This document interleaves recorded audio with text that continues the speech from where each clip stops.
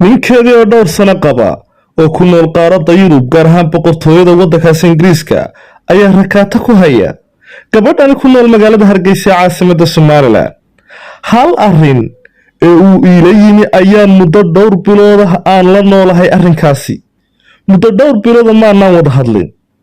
ma awoodo arrinkan in aan cid u sheego. qisada gabadhan ayaynu barnaamijkeena maanta aynu ku dahqaadaynaa. ha yeeshee daawado intaynan barnaamijka u gudagelin hadda channelkan ku cusub tahana subscribe saa muuqaalkana like garee. gabadhan ayaa doonaysa inaad talo walaalnimo oo ay ku dhaqaaqdo aad siisaan. waa arrin ay ka fursan weyday inay bulshada Soomaalida ay u bandhigto si talo looga siiyo. ma awoodo inay isaga ehelkiisa ama iyada ehelkiisa ay u sheegto. waa arrin anshax xumaa. haddaba qisada gabadhan ayaynu barnaamijkeena maanta aynu ku dahqaadaynaa. ha yeeshee daawada channelka yagan labaad fadlan subscribe saa si aad ula socoto qisooyinkan halkan idinku soo gudbino. kusoo dhawaada barnaamijka.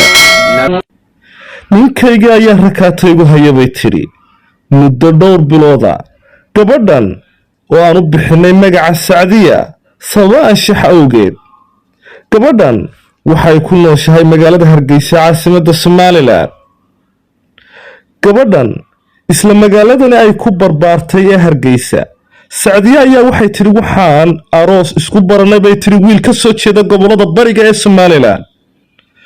waxa uu ku nool yahay bay tiri waddankaasi UK gaar ahaan magaalada caasimadda London. waa sanadii 2019 ayaan isbaranay bay tiri wiilkan iskuna baranay goob aroos ah oo wiilkan u yimi.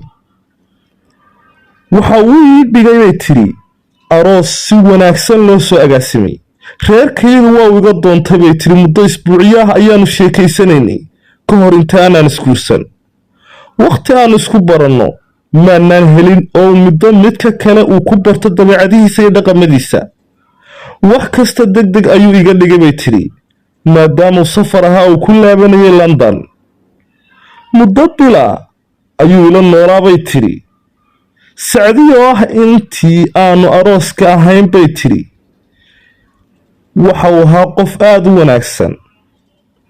muddo bila ayuu ila noolaa bay tiri Sacdiyo oo ah bay tiri intii aanu arooska ahayn, balse sanadii 2020 ayuu mar soo noqday. waxa uu la ii joogay muddo 2 bilooda. tan iyo maalinkii uu ku laabtay waddankiisii uu ku noolaa ee UK waxa uu ila yimi ninkaygii wax aanan ka filanayn. kaamirada furo oo i tus cawradaada si aan u arko ayuu ila yimi bay tiri. waan ka diiday bay tiri waayo waa anshax xumo. balse waxa uu sameeyey bay tiri inuu xidhiidhkaygiiba uu jaro aanubay soo wicin haba yaraatee. haddii aanan tusin ilama hadlayo. muddo 2 bilooda ka badan wax xidhiidh ah maanu lahayn. keliya waxau igu xujeeyey haddii aanad i tusayn wax wada hadaloo xidhiidh oo ina dhex yaalla haba yaraatee ma jirto. cid uma sheegi karo bay tiri. waan la baqayaa hooyadiis haddaan u sheego bay tiri dhiikarka ayaa ku kacaya. faamiliga oo dhan waxay leeyihiin naa ninkaaga maxaad u xidhiidhin weyday oo la hadli weyday. markaan waco wuxuu leeyahay haddaanad intaas ii samaynayn oo aanad muuqaalka kaamirada aanad i tusayn, waa siday hadalka u dhigtaye wax xidhiidhoo ina dhex yaalla haba yaraatee ma jirto ee inagu kala wad. waan diiday bay tiri hore iyo gadaal wax allaalaya waxaan u sameeyey haba yaraatee ma jirto bay tiri. waayo bay tiri waa anshax xumo. damiirkayga iyo dadnimadayduma ima siinayaan. waa uu biilaa bay tiri Sacdiyo oo biilka xilligeeda ayuu igu soo diraa. igamana daahiyo bay tiri. reerkayga xidhiidh lama leh bay tiri. isaga qoyskiisu waa reer wanaagsan. waxa aan sameeyo ma garanayo bay tiri. reerkayaga ayaan dhahay warqadayda iiga qaad kadib markii aan wax badan aan rogrogay. markii lay dhahay maxay tahay sababta aad ninkaaga warqadda uga rabto aad isaga furayso. wax aan ku jawaabo ma garanayo bay tiri. waxaan garan waaye waxaan ugu jawaabo qoyskaygii. ma awoodo inaan wax sheego. ma awoodo inaan faamligayga ama faamligiisa ama saaxiibaday ama cid kasta inaan idhaahdo ninkaygii ayaa igu xujeeyey muuqaal inaan kaamirada uga furo oo aan tuso cawradayda. si kasta waan ula hadlay bay tiri isaga. waxaan idhi waxaan ahay xaaskaagii ee kaalay haddii aad doonayso, laakiin ma kuu furayo, waayo waa anshaxumad dadnimadayda iyo damiirkaygu imay siinayaan. go-aan ayuu gaadhay oo xidhiirkii ayuuba ii jira bay tidhi. ilama hadlo. haddii uu iga qabtana wuxuu idhaahdaa arrinkii ma fulinaysaa mise fulin maysid? maya ayaan ku idhaahdaa.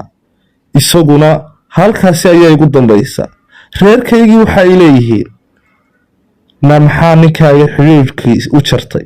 maxaad ula hadli weyd? isagu faamligayga lamaba soo xidhiidhaba. waan kala quustay bay tidhi inuu faamligayga ula hadlo. hooyadii islaam waayeelo ku nool bay tidhi magaalada Hargeysa caasimadda Somaliland. haddaba gabadhan ayaa waxay tidhi waxa laala waxaan sameeyo ma garanayo. waxay noola soo xidhiidhay si ay bulshada Soomaalida ula wadaagto talo looga siiyo ninkani. fadlan maxaan sameeyaa bay tidhi? sidee ninkan ka yeelaa? mana samaynayo bay tidhi wax kasta oo dhaca. isagoo ninkaygii ah ma awoodo inaan cawradayda kaamirada aan ugu furo. wax kasta waa ka suuroobaan bay tidhi qarnigan. fadlan talo i siiya, iina soo duceeya. haddaba daawadayaal, gabadhan waxay doonaysaa inaad tala siisaa. ninkan I think bay tidhi inuu masayrsan yahay, hinaase uu hayo. xitaa waxay tidhi marka xitaa aan la hadlayo uu dhaho kaamirada furo ee aan furto ayuu ku qabo guriga xaggan yaa maray, xagga maxaa ka soo muuqda, maxaad fiirinaysaa, maxaad eegaysaa? waanu isku dhibanahay bay tidhi. waxa laalay waxaan sameeye garan maayo. sidee ninkan ka yeelaa bay tidhi? isaga si kasta kor iyo hoosba waan ula hadlay bay tidhi. si walba waan ula hadlay, balse waxau ku adkaysanaya inaan tuso oo aan weliba kaamirada aan ugu aadiyo. waa siday hadalka u dhigtay. haddaba daawade, fadlan gabadhan tala sii.